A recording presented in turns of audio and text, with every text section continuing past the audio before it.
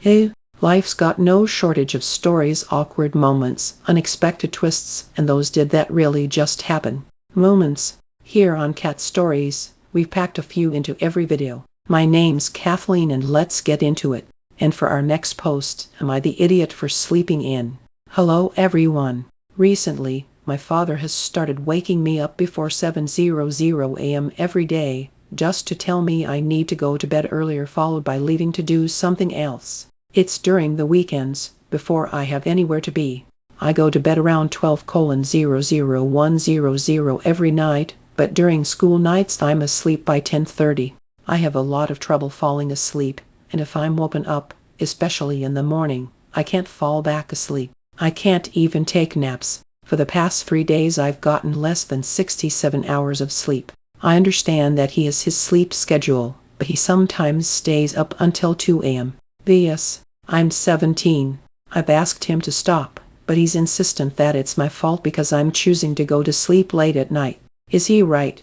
And for our next post, am I the idiot for slowing down at work when it's not busy?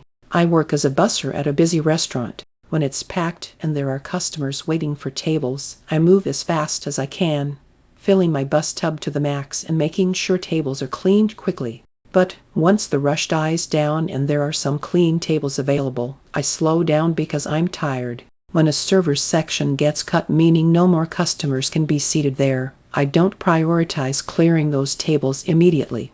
Instead, I focus on the sections that are still active. My reasoning is that since no one else will be sitting in a cut section, there's no urgency to clean it right away.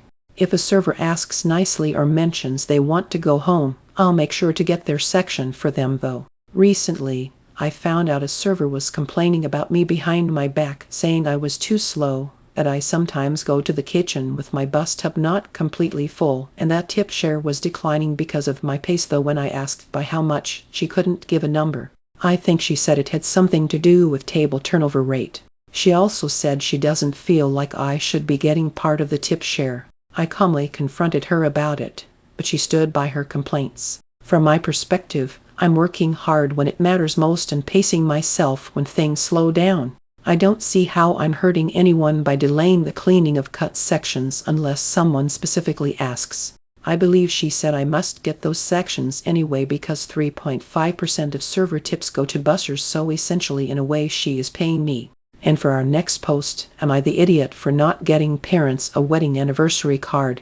Not sure if this is me being the idiot or just autistic got diagnosed. I don't mean it in a slang sense. It was my parents' anniversary recently and I did not get them a card after telling them regularly for years I do not do anniversaries. This is because of my long-standing view of an anniversary should be for the people in the relationship, not the people around them, to celebrate it out of obligation. Their go-to reason I should is, he wouldn't be here if we didn't get married, but because this is a issue to me I don't escalate it by saying I had no say in me being born, etc. For further background, I haven't never been in a relationship. I am asexual leaning, so my parents never had the opportunity, but likely wouldn't. Going off my brother who has been in a relationship for 5+ years and parents have never to my knowledge got him anything anniversary related, but because it is relationship and not marriage it might not count in parents' eyes. When if the time comes I do have an anniversary, I do not expect anything as my stance on it is two-way. I don't get you anything, you don't get anything from me. While I am capable of buying and writing a card, it is more of the principle of the thing is why I am posting asking for judgment. Am I the idiot? And for our next post, am I the idiot? My GF and I's argument maybe like 20 minutes ago. My GF and I went to bed angry at each other and here is why. Maybe like an hour ago, my GF and I were getting along completely well and we were talking about basketball. Before the main argument happened, I told her that I needed to go to sleep because I have to wake up tomorrow, and she threw a fit about that. I told her that I would always let her sleep whenever she wanted and she understood and told me I could sleep. Me being the good-hearted person I am, I stayed up and talked to her. Well, later she brought up SCA and I brought up Kai Cenat because I watch him a lot and I find it funny how he is obsessed with her and everything, so I thought it would be funny. She told me that he was fine Ash and everything, and I honestly didn't care because I think it's normal for her to have a celebrity crush or WTVLNK if I'm wrong or not because so I didn't give a shit. Well, later I told her that I was going to miss the school I was going to because I'm transferring next year, and she said, "That's weird, that's the only thing your parents are committed to, because my parents don't want me dating her for their own reasons." That comment made me mad, and I told her that I was going to go to bed. She told me that she was done with this, and I told her that she didn't have to say what she said. I was mad because she tells me things that her parents do all the time, and I never make rude remarks, but at the same time I can see why she's upset with my parents. Ike, was I in the wrong? And for our next post, am I the idiot for yelling at my roommate for cleaning up my mess in the kitchen? So, I 24F live with a roommate 25F, and we've been living together for about a year now. Everything's generally been fine except for one thing: she's like super obsessed with cleaning. I work long hours and don't have the energy to clean up as much as I probably should, but I still tidy up after myself when I can. The thing is, every time I leave a dish or some crumbs in the kitchen for even a few hours, she freaks out and cleans it. She'll literally wash my dishes, wipe down the counter, even put things away in the fridge. She says it's just because she likes a clean space, but I find it so annoying. Like, I know how to clean up after myself, but it's like she's covering all the time. A few days ago, I made some dinner and left a couple of plates on the counter while I relaxed for a bit. I had planned to clean them up later that night, but I was really tired. My roommate came home and immediately started cleaning up, which I didn't ask her to do. When I tried to stop her, she said it was no big deal and that she just wanted to make the kitchen nice and clean. I told her it was my mess, and I'd handle it when I felt like it. She got all offended and said I was being rude, so I yelled at her and said she was overstepping and that I didn't need her to mother me. The thing is, she's been acting weird ever since. She's given me the cold shoulder, and it's like the whole vibe in the apartment has shifted. I feel like I should be allowed to leave a dish out for a few hours without her making a big deal about it, but she keeps saying that I'm disrespecting the shared space. Am I the idiot for yelling at her because she cleaned my mess without asking? And for our next post, am I the idiot for telling my sister that I'm not gonna wait for her? I asked my sister to work out with me since it was gluten day and we both wanted to grow our glutes. At first, everything was going well. I was explaining to her how to do certain workouts and what's effective. I got the weight she needed and everything was going finely. I had started earlier than her because she was setting up her headphones. So I had finished the first workout before her and I was on my way to start the next one until she looked at me and asked what I was doing. I told her I was starting the next workout and if she needed assistance that she could just notify me. Then she said that what do I mean? She apparently expected me to be on the same pace with her and work out literally with her. I told her that not everyone works at the same pace and that I wasn't trying to neglect her. I was just starting ahead since I didn't just want to sit and waste time while she finished her set. She was only on her second set. She said that if we weren't going to work at the same pace then she'd rather not work out with me at all since I wouldn't match her pace. I told her the same thing. Not everyone can work at the same pace.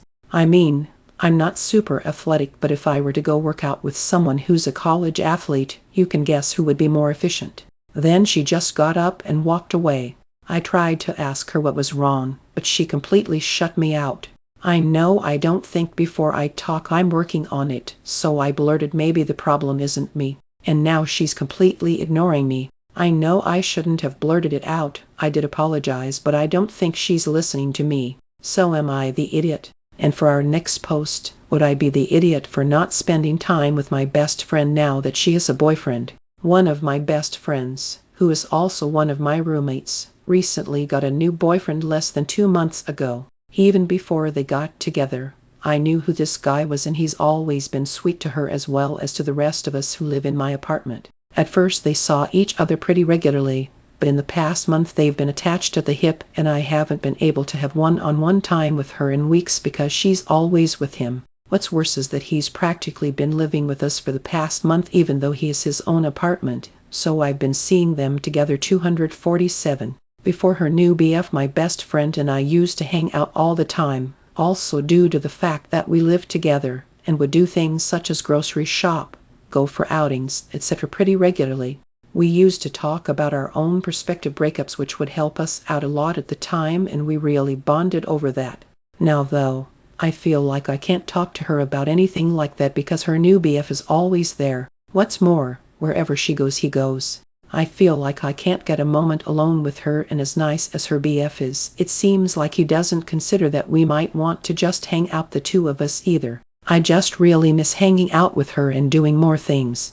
Now I can't even go grocery shopping with her without third wheeling, which I hate. Sometimes they're nice enough to include me in their plans, but ultimately 9 times out of 10 if she's doing something it's only with him, leaving me either having to grin and bear third wheeling or doing things on my own and feeling kind of left out.